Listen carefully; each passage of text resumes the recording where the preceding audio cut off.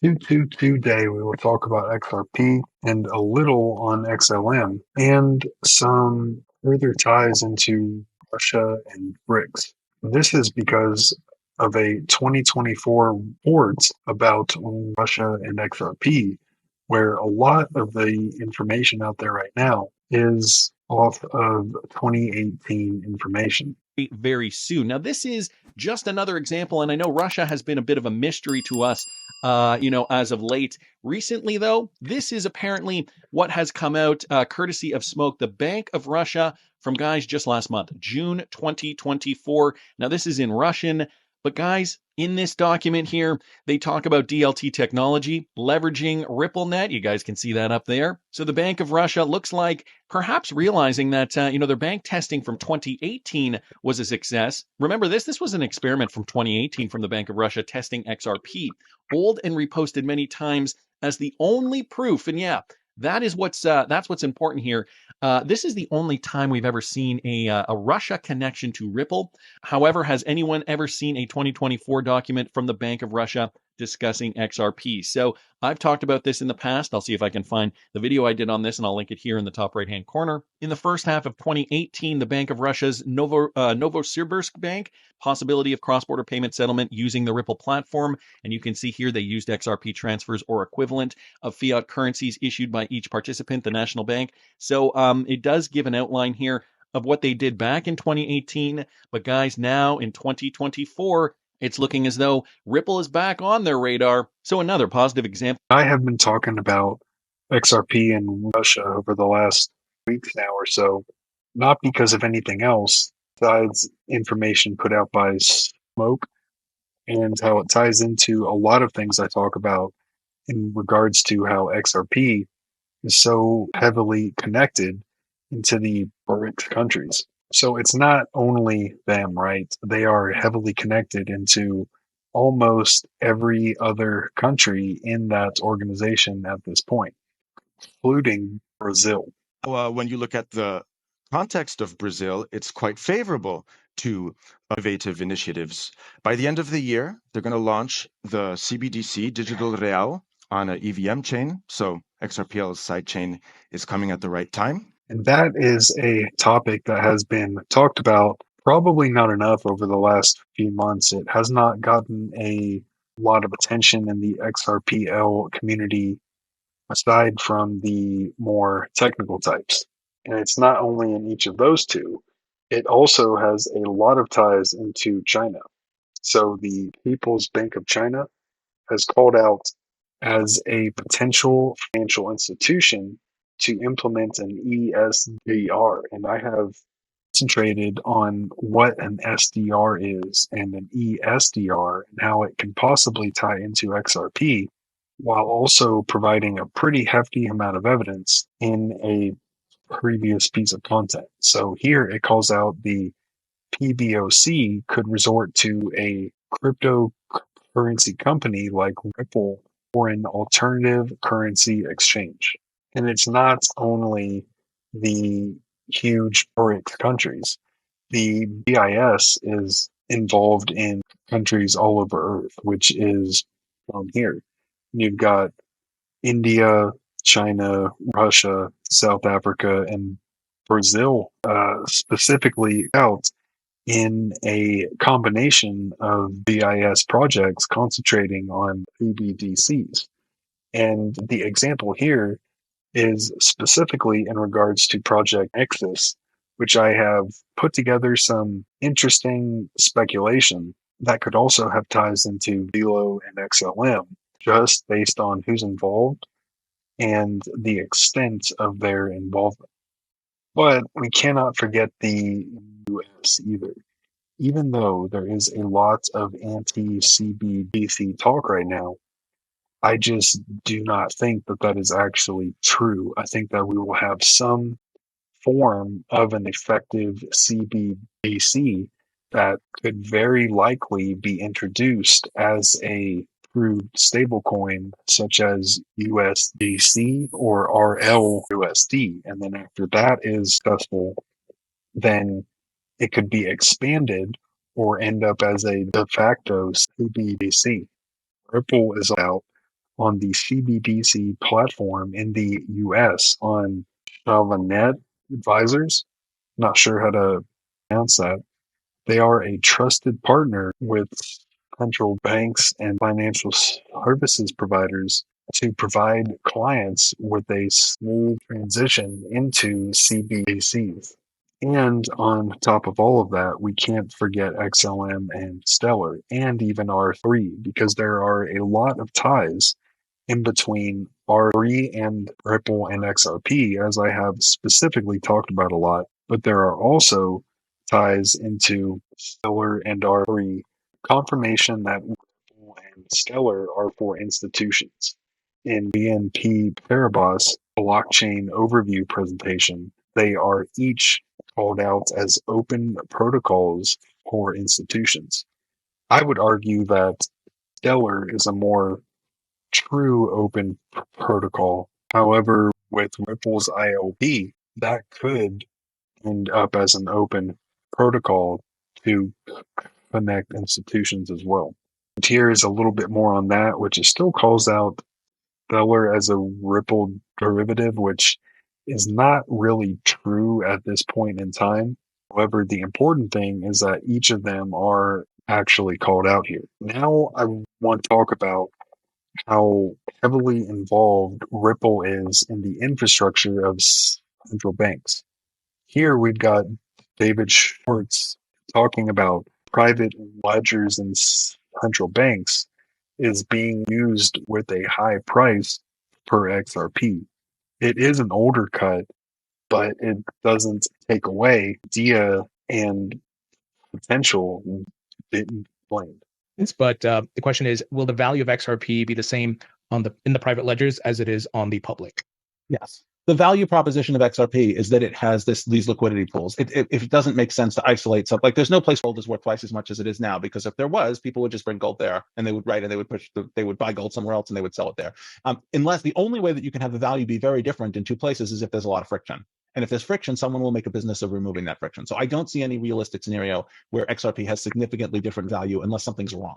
So like a good example case, there was a time where the value of XRP, they called it kimchi premium, right? Where the value of XRP in some Asian countries was very high, but that was because there were capital controls, right? That was because things were bad.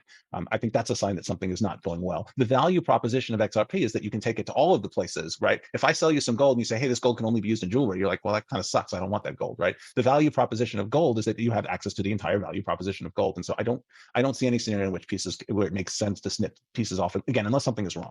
And that all ends up in the comments of his how 1 XRP is equal to 1 XRP. Here is an interesting one that involves R3 and XRP again. It is an older one, but I have found evidence of how R3 and XRP are being talked about together in 2024. Of XRP will go. It has no idea. Zero, absolutely zero clue. But I'll give you a tiny hint of an idea of what could happen. So XRP it's a financial instrument of value. And that instrument is basically, the instrument's really liquidity between different other instruments like bonds, stocks, currencies, everything basically. Yeah. And the XRP is only worth the value of the things that are issued on it, because it would cost XRP to buy those things on the network and use that liquidity. Mm-hmm. So what ends up happening here is not only do you have to issue all of the equity, but you've also got to issue all of the debt. So XRP is only bound by the fiscal responsibility of the people that issue assets on it, which is obviously irresponsible. So XRP could be at $100, $100,000, $1 million. It depends on how many assets you want to issue onto the network. So if you wanted to issue, $100 trillion worth of equity, cool. That's a lot of money on the network. What happens if they want to issue another $500 million worth of debt? That also adds value to the network. So there really is a mind-blowing amount of wealth, essentially, that could basically be flowing through these networks that we can't even comprehend because of that debt question of being able to issue more and more and more value. And that right there is a really good application of how valuable that XRP can potentially be because of the connections it has. And the financial industry is not just has the top technology. It could be that, but that's just not how things actually work. Ripple and XRP are so interconnected into more institutions and specifically central banks than any other crypto company or project. At this point in time, Ripple has more direct, provable connections into central banks, and that just can't be ignored. Here is an ISO 222 technical connection into the XRPL. It talks about markets, solutions, and cross-border payments. And under the feature category, it is outlined that in order to access Ripple services, you need to be connected to a REST API with ISO 222, which are an industry standard to integrate Ripple with back-end systems. And it also includes a technical breakdown of the API's connection to the XRPL, which is shown here. And it calls out API and XRPL. How Ripple will connect payment infrastructures. Ripple Payments connects different instant payment systems in between institutions and countries. In addition to this interconnection to facilitate cross-border payments, it is underpinned by the ILP transactions and connect IPS infrastructures. More thing to note, IPS members connect to Ripple Payments with the REST API, and as documented, that API is what connects the XRPL via ISO 222. So it goes IPS, API, ISO 222 into the XRPL. And I have talked about SDRs, how I won't talk about it a lot here, but SDRs can be used and held by individuals. When an SDR becomes a digital currency, the technical characteristics will enable individuals and institutions to interact. So it's kind of as if it's a CBDC in and of itself. SDRs will facilitate international transactions for companies, individuals, and institutions. And here is further confirmation on that, where it is called out how ESDRs would enable everyone, not just institutions, to transact securely and immediately in central bank, which can be discussed as a CBDC. And SDRs fit right into a BRICS system.